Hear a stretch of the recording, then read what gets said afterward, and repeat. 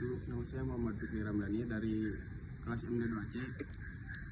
10 soal UAS ilmu komunikasi yang saya pilih. Nomor 1, komunikasi sebagai proses simbolik. Komunikasi adalah proses simbolik karena lambang atau simbol tidak punya makna sendiri. Makna baru muncul ketika seseorang punya arti berbeda bagi orang yang hidup di zaman penjajahan dan orang yang hidup di zaman sekarang. Jadi komunikasi tergantung pada interaksi terhadap simbol. Nomor 2, gangguan psikologis dalam komunikasi. Gangguan psikologis dalam komunikasi terjadi kalau ada perbedaan persepsi atau keadaan emosional antara pengirim dan penerima pesan. Contohnya, kalau seseorang sedang marah, ia bisa salah nangkap maksud ucapan dari orang lain, bisa menghambat ke komunikasi yang efektif. Nomor 3, fungsi komunikasi sebagai sosial. Komunikasi punya fungsi sosial karena membantu kita membangun proses diri, menjalin hubungan, dan berinteraksi dengan orang lain.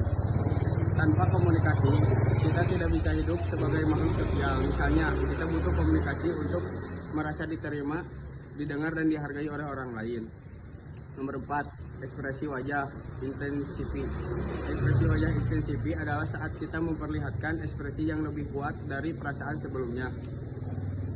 Seperti kisah Pangeran William dan Harry saat ibunya meninggal, mereka diminta untuk tetap tenang dan hanya menunduk.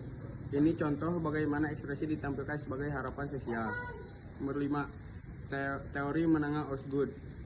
Menurut Osgood, komunikasi bukan hanya reaksi terhadap rangsangan luar, tapi juga dipengaruhi oleh proses internal. Artinya saat kita menerima pesan, kita memproses dulu secara manual sebelum memberi respon. Jadi ada proses berpikir dalam diri sebelum berkehendak.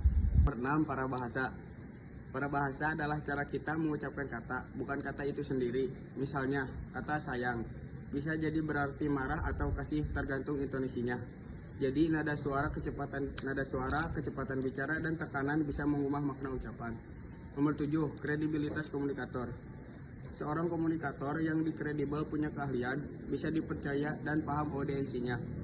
Kredibilitas bisa ditingkatkan dengan belajar, membangun reputasi, dan memahami budaya atau sistem sosial yang ada. Tanpa kredibilitas, pesan kita bisa tidak dipercaya. Nomor 8, komunikasi massa dan umpan balik. Komunikasi massa seperti TV atau koran punya umpan balik yang lambat, tidak seperti percakapan langsung. Kita tidak bisa langsung tahu reaksi audiens. Ini membuat komunikasi massa punya keberagaman umpan balik paling rendah. Nomor 9, fungsi komunikasi sebagai edukasi. Ketika dosen mengajar di kelas, itu contoh komunikasi edukatif. Komunikasi digunakan untuk menyampaikan pengetahuan dan membentuk pemahaman mahasiswa. Ini penting dalam proses belajar mengajar. Nomor 10, konteks sosial dalam komunikasi. Komunikasi dipengaruhi oleh konteks sosial.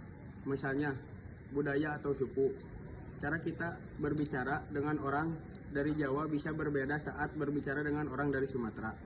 Perbedaan ini memengaruhi gaya bahasa, sopan santun, dan ekspresi. Sekian pemaparan dari saya untuk tugas ilmu komunikasi. Mohon maaf jika ada kekurangan. Wassalamualaikum warahmatullahi wabarakatuh.